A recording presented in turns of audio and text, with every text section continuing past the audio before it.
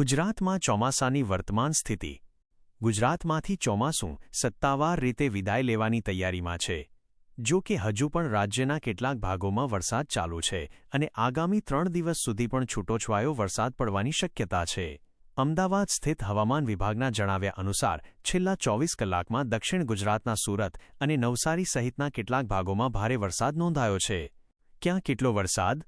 છેલ્લા 24 કલાકમાં અમરેલી, જાફરાબાદ, કપરાડા, ઉના, છોટા ઉદેપુર, ઉમરગાંવ અને ડાંગ આહવા જેવા વિસ્તારોમાં પહેલી 1.77 ઇંચ જેટલો વરસાદ પડ્યો છે. આ ઉપરાંત તાપી, ભરૂચ, રાજકોટ, ભાવનગર, જૂનાગઢ, ગીર સોમનાથ, દેવભૂમિ દ્વારકા, નવસારી, વલસાડ અને અમરેલીમાં પણ અડધાથી 1 ઇંચ સુધીનો વરસાદ નોંધાયો છે.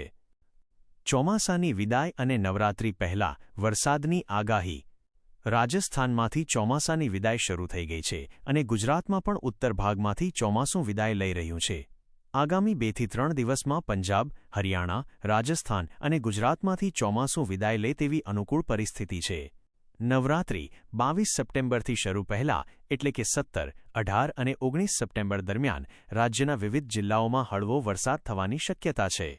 17 સપ્ટેમ્બર બુધવાર ગાંધીનગર, અરવલ્લી, ખેડા, અમદાવાદ, આણંદ, પંચમહાલ, દાહોદ, મહીસાગર, વડોદરા, છોટા ઉદેપુર, નર્મદા, ભરૂચ, સુરત, ડાંગ, નવસારી, વલસાડ, તાપી, દમણ, દાદરા અને નગર હવેલી, રાજકોટ, સુરેન્દ્રનગર, જામનગર, પોરબંદર, જૂનાગઢ, અમરેલી, ભાવનગર, મોરબી, દ્વારકા, ગીર સોમનાથ, બોટાદ અને દીવમાં હળવો વરસાદ પડી શકે છે.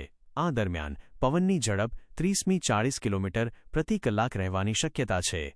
18 અને 19 સપ્ટેમ્બર આ બંને દિવસોએ પણ ઉપર જણાવેલા મોટાભાગના જિલ્લાઓમાં હળવો વરસાદ થવાની આગાહી છે. અમદાવાદ અને તેની આસપાસના વિસ્તારોમાં વાતાવરણ સામાન્ય રીતે વાદળછાયું રહેશે અને છૂટાછવાયા વરસાદની શક્યતા છે. ગુજરાતમાં અત્યાર સુધીમાં થયેલ વરસાદની સ્થિતિ. સમગ્ર ગુજરાતમાં અત્યાર સુધીમાં સરેરાશ 108%થી વધુ વરસાદ નોંધાયો છે.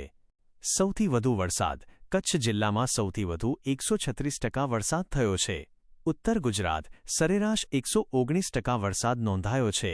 પૂર્વ મધ્ય અને દક્ષિણ ગુજરાત અનુક્રમે 110% અને 111%થી વધુ વરસાદ થયો છે. સૌરાષ્ટ્ર આ વિસ્તારમાં સરેરાશ 94% વરસાદ થયો છે, જે દર્શાવે છે કે સૌરાષ્ટ્રમાં હજુ પણ વરસાદની થોડી ઘટ છે.